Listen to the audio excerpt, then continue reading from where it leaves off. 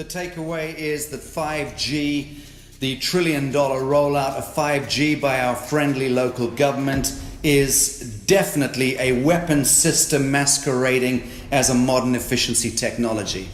We need to start measuring how much radiation are people being exposed to before we roll out 5G. There are 4 kinds of electromagnetic fields that we know are harmful to human health. So radio frequency radiation, magnetic fields, dirty electricity, and electric fields, okay? Our exposure, any given person, and all humans are affected by EMFs. What is our exposure in a day? It's not one cell phone. It's cell phones, it's multiple wireless networks, it's smart meters, it's cell towers. It's this sandwich, and it all adds up. The data we're going to look at are all published science, testing results, or public standards. At the bottom end of the radiation scale of what's called power density or signal strength is the minimum level at which cell phones will work, which was found to be 0.2 billionths of a microwatt per centimeter squared. Pine needles were found to age prematurely at 0.000027. At short-term exposures of 0.05, children aged 8 to 17 experienced headache, irritation, concentration difficulties, and behavioral problems. 0.1 is the biobiology or building biology guideline for extreme concern. 1.0 produced sperm DNA fragmentation and a decrease in sperm viability in vitro. Also at 1.0, the science shows the following bodily effects can occur: headaches, dizziness, fatigue, insomnia, chest pain, difficulty breathing, and indigestion. 2.5 saw altered calcium metabolism in heart muscle cells. 4.0, changes in the hippocampus affecting brain memory and learning. And at 6.0, DNA damage in cells. So where are smart meters on this list? Electrical Power Institute in December 2010 measured a single Itron smart meter with pulses up to 7.93 microwatts per centimeter squared. Our own testing indicated approximately 8.0 with 1 meter. These tests are at a close distance, approximately 1 foot away from the meter, but an infant's crib could be just as close on the other side of the wall where the meter or bank of meters are installed. Even though there are all these known health effects at levels far lower, Switzerland, Liechtenstein, and Luxembourg see fit to set the standard at 9.5. And China, Poland, and Russia, 10.0. This is the same level at which behavior has been altered, producing reflexes of avoidance following 30-minute exposures. A room of 12 smart meters, very common and even a conservative number in an apartment building, tested at 19.8 microwatts per centimeter squared. This is hundreds of times higher than levels which clearly indicate harmful effects. So how can utilities and governments get away with forcing these devices on everyone? This is how. In Canada and the US and several other civilized countries, the safety limit is set at 600 to 1,000 microwatts per centimeter squared. This so-called safety limit is literally tens of thousands of times higher than levels which are known to damage health, according to peer-reviewed published science.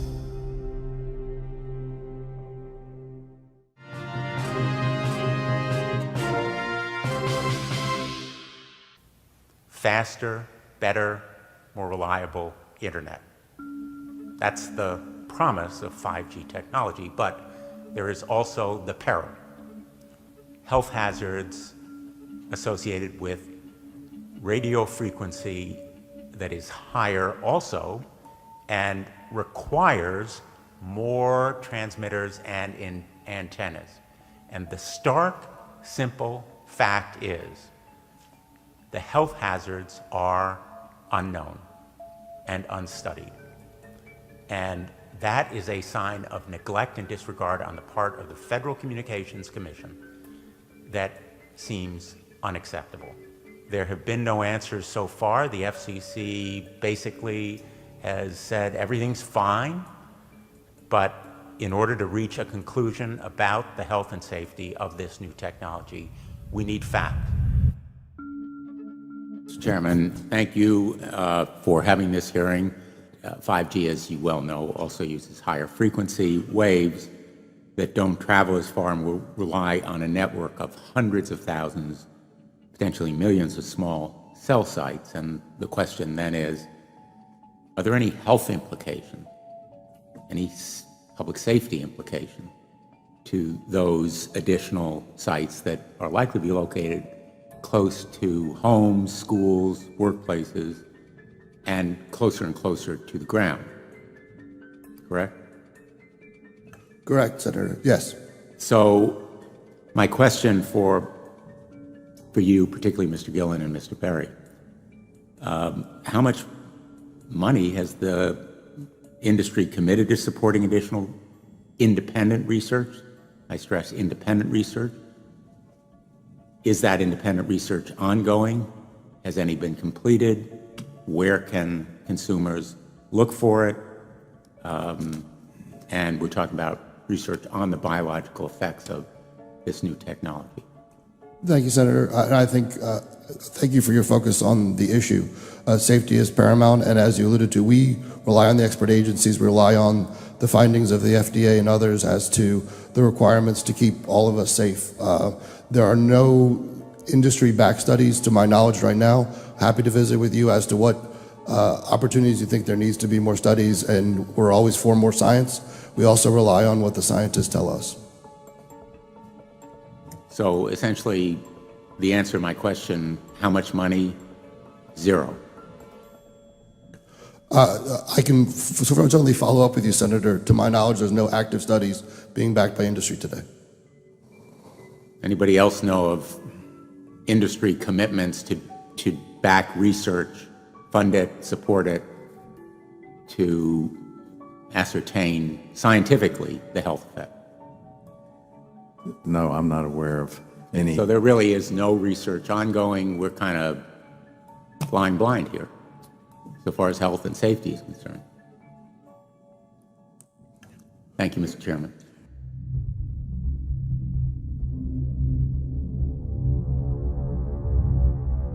You're a trained medical professional. Yes. We don't have one on the panel. What are we to make with of the American Cancer Society, for example, telling us there's no evidence of harmful product? Many of these organizations have conflicts of interest. Very briefly, if you can, what do you mean by conflict of interest? One of the first things that you teach residents is that you always have to look at the funding. There's a tremendous amount of sponsored research by people who are hired to do studies to find no effect. And that's plagued this field in a number of countries. The radio frequency radiation work that we did was supported by Motorola. The relationship was really very cordial and very stress-free, but only up until we started generating data. These folks were very, very upset and began to talk about how are they going to handle this, what sort of spin can we put on this, what can we expect from this, and from that point on the relationship changed. What we saw was that Motorola began to exert more and more control over the work, telling us what to do, telling us how to write abstracts, what to say in the abstracts, what to say in the papers, how to do the work. No, don't do this. Yes, do it this way. This was unacceptable. I had completed our study of DNA damage, and I submitted the final report to Motorola. They simply weren't willing to accept my interpretation of my study, my evaluation of my study, my knowledge of science at that point, and tried to urge me not to publish the study. Did you hear about people coming to you as far as having complaints about illness? We were made aware of health complaints following installation of smart meters, and we wanted to verify this using our field work. So I measured the field of about 30 different people while they stood 1 foot in front of the smart meter, and in every single case, the human energy field was obliterated as they stood in front of the smart meter. So in our first slides, what we see is normal cells, and the structure of the cells is intact and sound. This is what we would expect from a normal sample.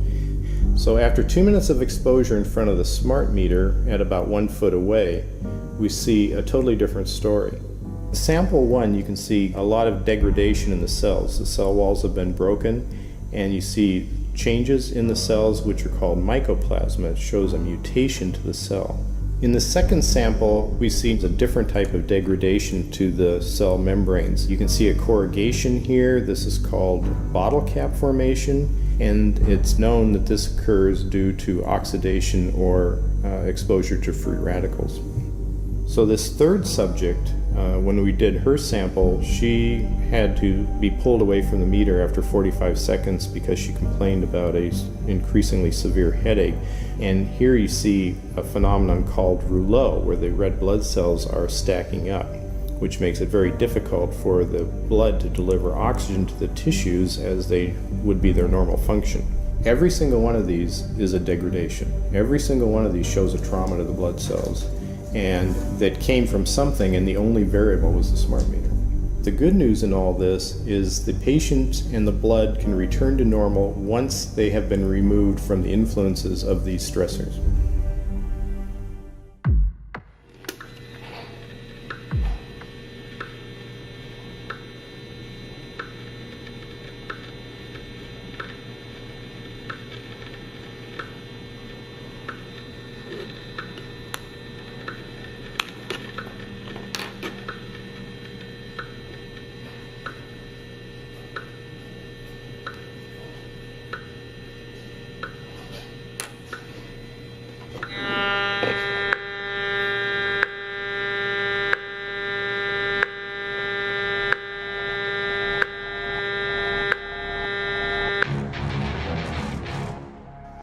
Some of the effects that we can look at, well, one thing is just our regular Wi-Fi, 2.4 gigahertz. That's in the same range as microwave ovens, which are also called radar ranges, because that is radar. 2.4 gigahertz is interesting. It's not the peak absorption rate in water for microwave frequencies, but it's at a point where it allows full penetration, because if it came in at the peak, it would prevent the insides from getting warm. So that's with basic Wi-Fi. Now when we look at 5G, 60 gigahertz, this is what they call active dispersal sort of weaponry, just to keep people back. It burns the skin. It doesn't penetrate, but 60 gigahertz is the frequency of oxygen molecule absorption. Since they have electrons that they share with each other, what we breathe is actually O2, pair of oxygen. So being bombarded with 60 gigahertz could very well impair our oxygen absorption rates in our body, and thereby the whole basis of our living system. Martin Pall says, putting tens of millions of 5G antennas without a single biological test of safety has to be about the stupidest idea anyone has had in the history of the world. So assessing all this, we have experts in various fields: military EMF weaponry, biological effects on humans, firefighters that are getting cognitive impairment by being there in them, countries that are banning these sort of technologies around schools because of the impairment to cognitive. Let's weigh that up in light of what Rudolf Steiner said in 1924 about just mere radio causing the impairment of cognitive functions on people, that they can receive news from around the world, but they can't understand it as well because of the effect of the electricity. We have to say, something smells sinister here. With the 5th generation, it's actually a whole new ballgame. It's not using the same technology. They're switching to military-grade millimeter wave technology. And when you look at this technology, I mean, if you go and look at DARPA reports, come and look at some of the patents that the United States military has put out on what they can do with psychological weapons, all sorts of things, crowd control, active denial, anything you can think of, this is what they can do with 5G. So any type of military application you can think of which has an electromagnetic base, they can do with 5G. And they're putting this out blanket across the population.